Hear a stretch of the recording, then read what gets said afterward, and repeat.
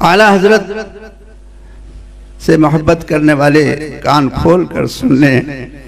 मेरे वालिद माजिद हजरत अल्लामा हसनैन रज़ा खान साहब अलैहि रहमा व रिज़वान ने बारहा ये बयान किया कि आखिर ज़माने में जब ज़ौफ़ बढ़ गया तो आला हजरत कुर्सी पर बैठ जाते थे घर में, और घर में से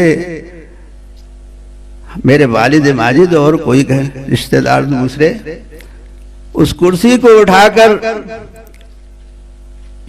ले जाते थे मस्जिद तक।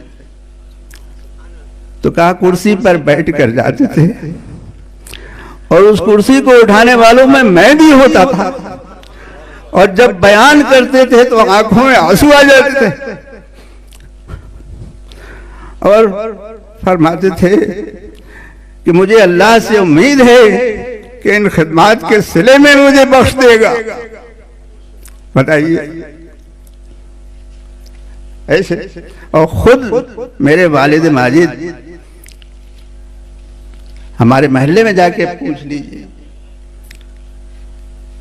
बैठक में रहते थे आखिर जमाने में, और बैठक में से ऐसे ही उठकर चल देते थे। भूल भी हो गई थी आखिर जमाने में, वो उनको अपनी हालत का अंदाजा नहीं, तो ऐसे बाज वक्त गिर भी जाते। बाहर निकले, किसी ने देखा, पकड़ लिया, मस्जिद तक पहुंचा दिया लोगों ने। ऐसे नमाजें पढ़ते थे। एक बार नमाज पढ़ के आ गए, दोबारा फिर पहुंच गए भूल की वजह से। लोगों ने देखा तो कहा हजरत आपने नमाज पढ़ ली? इमाम ने कहा, मौज़िन ने कहा, और लोगों ने कहा। बोले मैंने नहीं पढ़ी, भूल हो गई थी। 91 साल की उम्र में इंतकाल हुआ है, 91 साल कुछ महीने, समझा। तो गवाहियां पेश होती थी कि हजरत आपने नमाज पढ़ ली, तो मानते थे जी। और अब हुजूर मुफ्ती आजम का हाल सुनो। जिस रात में विसाल फरमाया है 1:40 पर, तो मगरिब की नमाज पढ़कर हजरत अमीन शरीयत और मैं और सलमान मियाँ मगरिब की नमाज पढ़कर पहुंचे कमरे में। तो भाई साहब ने पूछा क्या हुजूर ने नमाज पढ़ ली? तो हजरत ने फरमाया मुझे नहीं मालूम। हजरत को भी भूल हो गई थी आखिर, मुझे नहीं मालूम। और फिर हजरत पूछने लगे तो एक ईसा भाई नाम के एक अफ्रीकी तालिब इल्म थे जो खिदमत में थे वहाँ, उन्होंने अर्ज किया कि हुजूर ने नमाज नहीं पढ़ी। तो बोले भाई मुझे वुजू कराओ, मुझे नमाज पढ़वाओ। तब जनाब वुजू के लिए हजरत को बिठाया गया।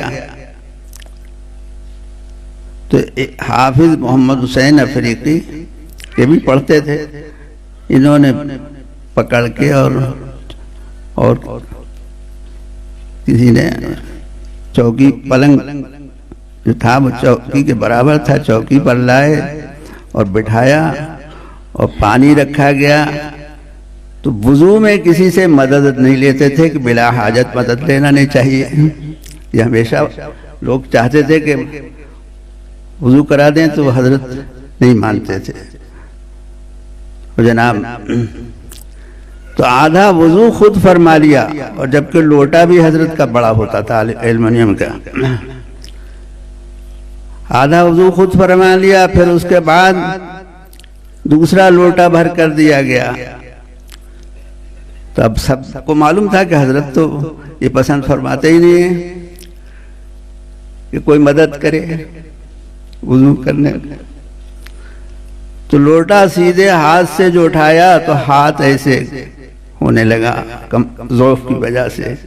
तो मैंने लोटा पकड़ लिया और मैंने अर्ज किया कि हुजूर ऐसी हालत में तो मदद ले सकते।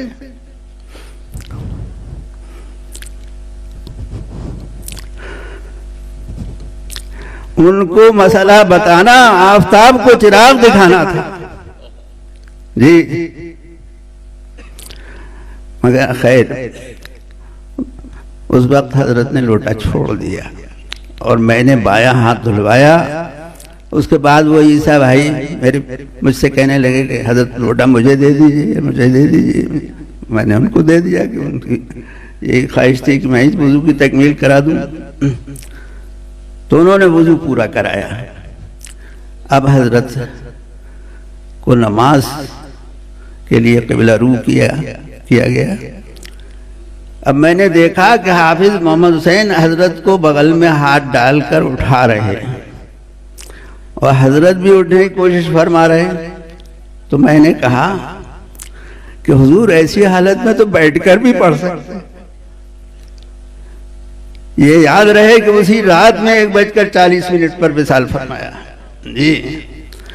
तो मैंने कहा ऐसी हालत में तो बैठकर भी पढ़ सकते हैं।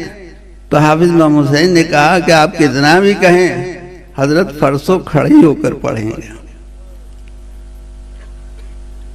और हजरत ने भी बड़े पुरसुकून अंदाज में फरमाया, अरे भाई फर्ज तो खड़े होकर पढ़ लें, और मगरिब के फर्ज खड़े होकर अदा फरमाए।